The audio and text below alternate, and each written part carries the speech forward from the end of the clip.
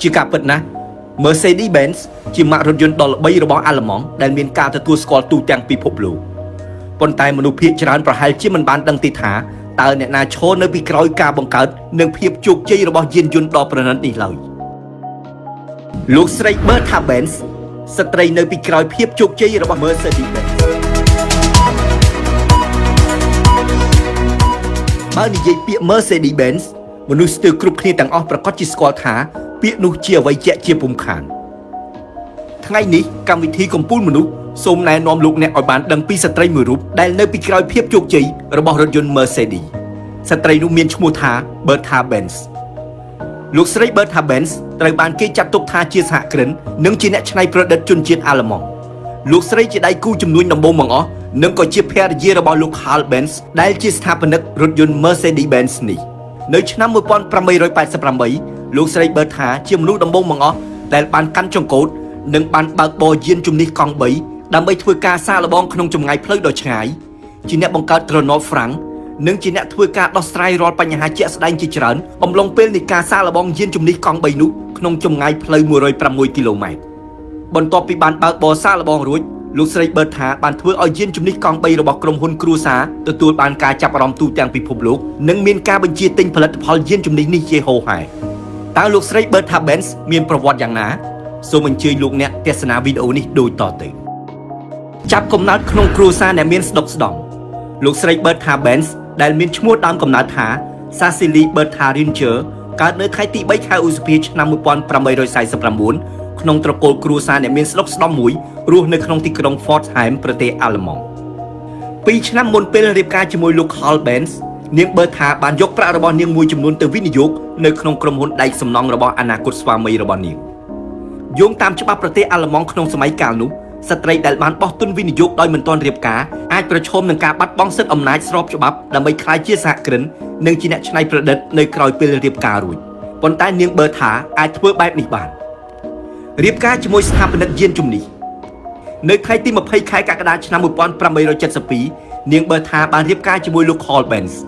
លោក Karl Benz បានយកប្រាក់មួយចំនួនរបស់ភរិយាធ្វើការបណ្ដាក់ទុនក្នុងក្រុមហ៊ុនថ្មីមួយឈ្មោះ Benz&C លោក Karl Benz បានសាកល្បងនិងបានបញ្ចប់ការផលិតរទេះសេះកង់4របស់លោកនៅខែធ្នូឆ្នាំ1885ចំណែកលោកស្រី Bertha Benz មានតួនាទីជាអ្នកបើកបរសាកល្បងរទេះនោះកិច្ចការរបស់លោកស្រីបានចូលរួមចំណែកយ៉ាងសំខាន់ដល់ការរចនាម៉ូដយានជំនិះកង់3ដោយធ្វើការបន្ថែមនូវខ្សែលួសអ៊ីហ្សូឡង់និងបន្ទះហ្វ្រាំងដើម្បីបំពេញបន្ថែមនូវតួនាទីរបស់ហ្វ្រាំងឈើនៅពេលមានបញ្ហាលើពីនេះទៅទៀតលោកស្រីបានកំណត់នៅឱកាសសំខាន់ជាច្រើនទៀតសម្រាប់ធ្វើឲ្យយានជំនិះនោះកាន់តែប្រសើរឡើងដោយជាការរចនាគ្រឿងម៉ាស៊ីនដើរដោយថាមពលប្រេងឥន្ធនៈក្រៅពីបានចូលរួមចំណែកលើការរចនាគ្រឿងម៉ាស៊ីនយានជំនិះលោកស្រី Bertha Benz ថែមទាំងបានផ្ដល់ជំនួយហិរញ្ញវត្ថុដល់ការអភិវឌ្ឍយានជំនិះកង់3ឲ្យកាន់តែដំណើរការរឹតតែប្រសើរឡើងថែមទៀតនៅក្នុងឆ្នាំ1886លោក Karl Benz បានធ្វើការបង្ហាញយានជំនិះកង់4របស់ខ្លួនដែលចុះប៉ាតង់រួចស្រេចទៅហើយនោះទៅកាន់ពិភពលោករយៈពេលត្រឹមតែមួយទសវត្សរ៍ប៉ុណ្ណោះយានជំនិះចំនួន25ត្រូវបានបង្កើតឡើងយានជំនិះ model ទី1គឺជាការចាប់ផ្ដើមនៃវត្តមានរថយន្តដំបូងបង្អស់របស់ពិភពលោកចំណែកយានជំនិះ model ទី2ត្រូវបានផលិតឡើងដោយមានកង់ចំនួន4ក្នុងគោលបំណងធ្វើការសាកល្បងរថយន្តដែលបានចុះប៉ាតង់លើកដំបូងសម្រាប់ការដាក់លក់នៅលើទីផ្សារគឺយានជំនិះ model ទី3យានជំនិះនេះមានកង់ក្រោយដ៏មានកម្លាំងចំណែកកង់មុខគឺជាដៃថែបនិងជ័រតាំជាមនុស្សដំបូងដែលបើកយានលើផ្លូវឆ្ងាយនៅថ្ងៃទី5ខែសីហាឆ្នាំ1888លោកស្រី Bertha Benz ដែលនៅពេលនោះមានវ័យ39ឆ្នាំបានសាកល្បងបើកបរយានជំនិះ model ទី3ពីទីក្រុង Mannheim ទៅទីក្រុង Forchheim ជាមួយនឹងកូនប្រុស2នាក់របស់លោកស្រីដែលមានវ័យ13ឆ្នាំនិងវ័យ15ឆ្នាំក្នុងដំណើរនោះលោកស្រីមិនបានប្រាប់ស្វាមីនិងមិនមានការអនុញ្ញាតឲ្យបើកបរពីសំណាក់អាជ្ញាធរឡើយដូច្នេះឱកាសនោះបានធ្វើឲ្យលោកស្រីក្លាយជាមនុស្សដំបូងដែលបានសាកល្បងបើកបរយានជំនិះក្នុងចម្ងាយផ្លូវដ៏សែនឆ្ងាយប្រវែង106គីឡូម៉ែត្រទោះបីគោលបំណងនៃការធ្វើដំណើរលើផ្លូវដ៏ឆ្ងាយនោះដើម្បីទៅសួរសុខទុក្ខម្ដាយក្តីលោកស្រី Bertha Benz មានហេតុផលផ្សេងទៀតជាច្រើនដើម្បីបង្ហាញដល់ស្វាមីរបស់លោកស្រីថា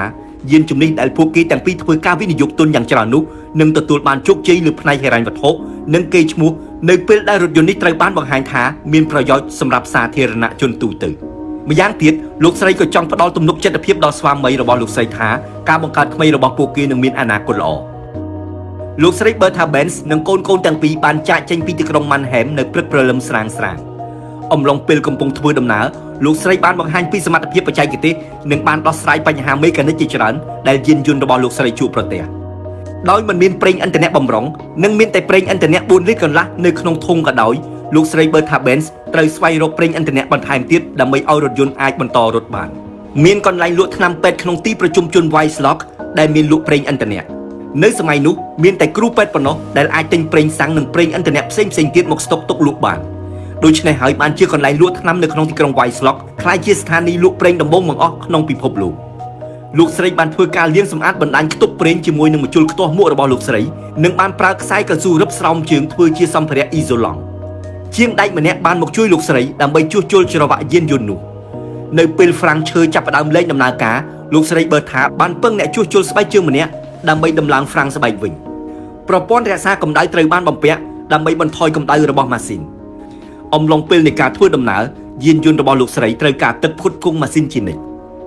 លោកស្រី Bertha និងកូនប្រុស2នាក់របស់លោកស្រីបានបន្ថែមទឹកក្នុងប្រព័ន្ធម៉ាស៊ីនរាល់ពេលដែលពួកគេឈប់សម្រាកតាមផ្លូវ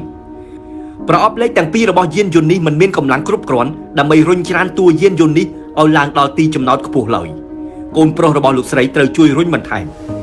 លោកស្រីនិងកូនបានធ្វើដំណើរដល់ទីក្រុង Fortham នៅពេលព្រលប់និងបានជូនដំណឹងដល់ស្វាមីរបស់លោកស្រីគឺលោក Karl Benz អំពីការធ្វើដំណើរប្រកបដោយភាពជោគជ័យរបស់ខ្លួននិងកូនលោកស្រី Bertha Benz បានណែនាំស្វាមីពីការកែលម្អលើបញ្ហាមួយចំនួនដែលបានជួបប្រទះបន្ទាប់ពីបានធ្វើដំណើរសាកល្បងលើដងផ្លូវជាង100គីឡូម៉ែត្រលោកស្រីបានប្រាប់ស្វាមីពីអ្វីទាំងអស់ដែលបានកើតឡើងនិងបានផ្ដល់យោបល់ដ៏សំខាន់លើការបន្ថែមកម្លាំងលេខសម្រាប់ឡើងទីទួលខ្ពស់និងទ្រនាប់ហ្វ្រាំងដើម្បីបង្កើនកម្លាំងហ្វ្រាំងពី3ថ្ងៃបន្ទាប់លោកស្រីបានធ្វើដំណើរត្រឡប់មកកាន់ទីក្រុង Mannheim វិញការធ្វើដំណើររបស់លោកស្រីលើកនេះទទួលបានការចាប់អារម្មណ៍យ៉ាងខ្លាំងពីសាធារណជនការធ្វើដំណើរនោះត្រូវបានគេចាត់ទុកថាជាព្រឹត្តិការណ៍ដ៏សំខាន់មួយក្នុងការអភិវឌ្ឍបច្ចេកវិទ្យានៃរថយន្តរបស់លោកស្រីជីវិតគ្រួសារនិងមរណភាពលោកស្រី Bertha Benz មានកូនចំនួន5នាក់ជាមួយនឹងលោក Karl Benz លោកស្រីទទួលមរណភាពនៅក្នុងផ្ទះរបស់លោកស្រីស្ថិតក្នុងទីក្រុង Ladenburg ក្នុងឆ្នាំ1944ក្រោយពេលបានផ្លាស់ទីទៅរស់នៅទីនោះជាមួយស្វាមីក្នុងឆ្នាំ1906ចំណែកលោក Karl Benz ទទួលមរណភាពក្នុងឆ្នាំ1929បន្ទាប់ពីជោគជ័យរបស់រថយន្ត Mercedes-Benz ត្រូវបានធានានៅឆ្នាំ2008ផ្លូវចេញពីក្រុង Mannheim ឆ្ពោះទៅកាន់ទីក្រុង Fortham ត្រូវបានគេផ្ដល់ឈ្មោះថាជាផ្លូវបេតិកភណ្ឌឧស្សាហកម្មរបស់មនុស្សជាតិពីព្រោះនោះជាផ្លូវដែលលោកស្រី Bertha Benz បានធ្វើដំណើរដ៏សែនឆ្ងាយដំបូងបង្អស់ក្នុងឆ្នាំ1888តាមយានដំបូងរបស់ពិភពលោកដែលកើតចេញពីការច្នៃប្រឌិតរបស់លោកស្រីនិងស្វាមីនិងស្ថាបនិកមួយរូបទៀតសូមបញ្ជាក់ថារថយន្ត Mercedes-Benz ដែលជាការបង្កើតឡើងដោយលោក Karl Benz និងលោក Gottlieb Wilhelm Daimler ជាស្ថាបនិក Daimler Motoren Gesellschaft ឬ DMG ដែលជាក្រុមហ៊ុនវិស្វកម្មអាល្លឺម៉ង់និងក្រោយមកទៀតក្លាយជាក្រុមហ៊ុនផលិតរថយន្ត Mercedes-Benz ត្រូវបានប្តូរឈ្មោះមកជា Mercedes នៅឆ្នាំ1902នៅពេលដែលលោក Emil Jelinek ដែលជាសហគ្រិនរថយន្តជនជាតិអាល្លឺម៉ង់និងជាអ្នកធ្វើការជាមួយក្រុមហ៊ុន DMG